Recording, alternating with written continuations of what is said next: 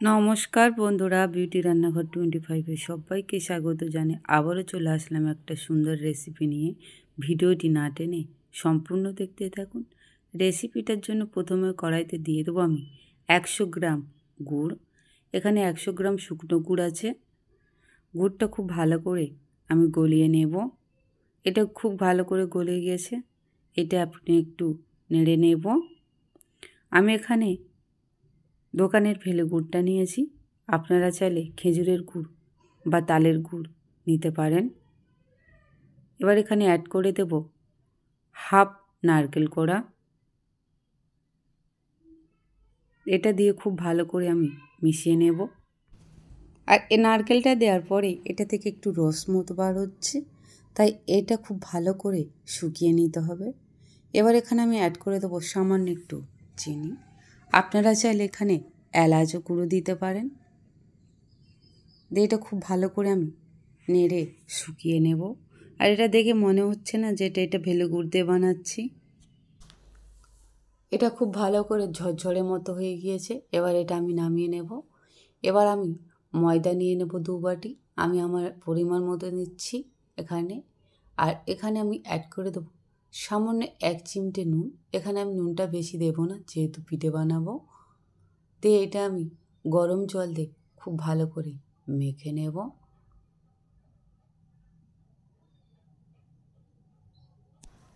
এটা আমার খুব ভালো করে মাখা হয়ে গিয়েছে। এবার এইগুলো আমি লেচি কেটে গোল গোল করে নেব। এবার কিছুক্ষণ একটা থালা ঢেকে রেখে দেব। কিছুক্ষণ পরে এটা খুলে দেখে নেব। এবার আমি এটা বেলে নেব।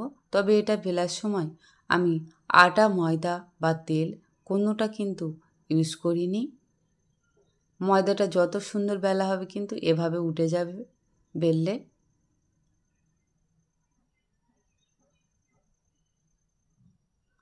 এভাবে একটা রুটির আকার আমি প্রথমে করে নেব।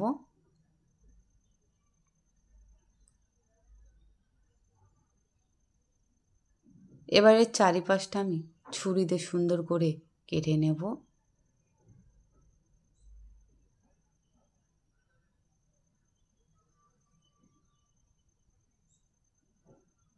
এভাবে চারকোনা আকারে থাকবে। এবার যে পুরটা আমি বানিয়েছিলাম সেটা এখানে অ্যাড করে দেব। আর একটু বেশি পরিমাণে দেব।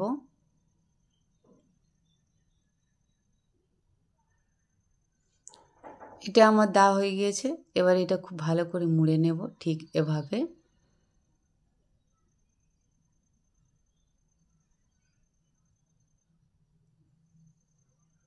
এবার চিরুনি দিয়ে এভাবে একটু আমি ডিজাইন করে নেব।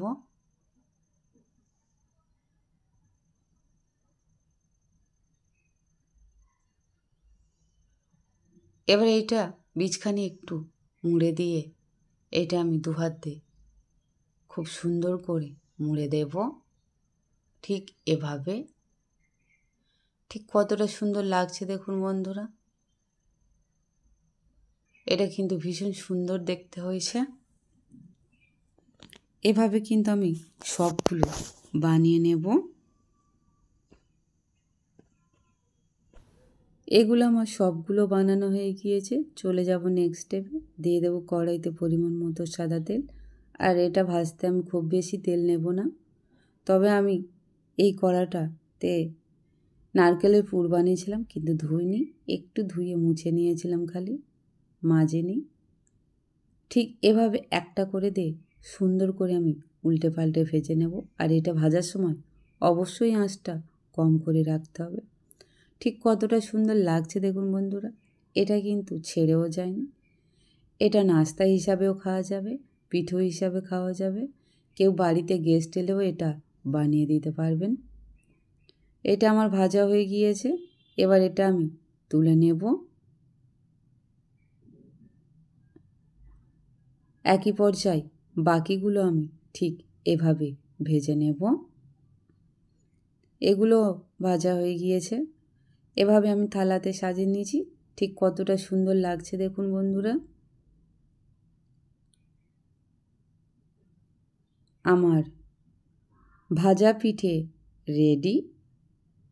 আমার এই রেসিপিটা আপনাদের কেমন লাগলো তা অবশ্যই কমেন্ট করে আমাকে জানাবেন বন্ধুরা। রেসিপিটি ভালো লাগলে লাইক, কমেন্ট, শেয়ার, সাবস্ক্রাইব অবশ্যই করবেন আর বেশি বেশি করে শেয়ার করে দেবেন। ভালো থাকবেন, সুস্থ থাকবেন। ধন্যবাদ।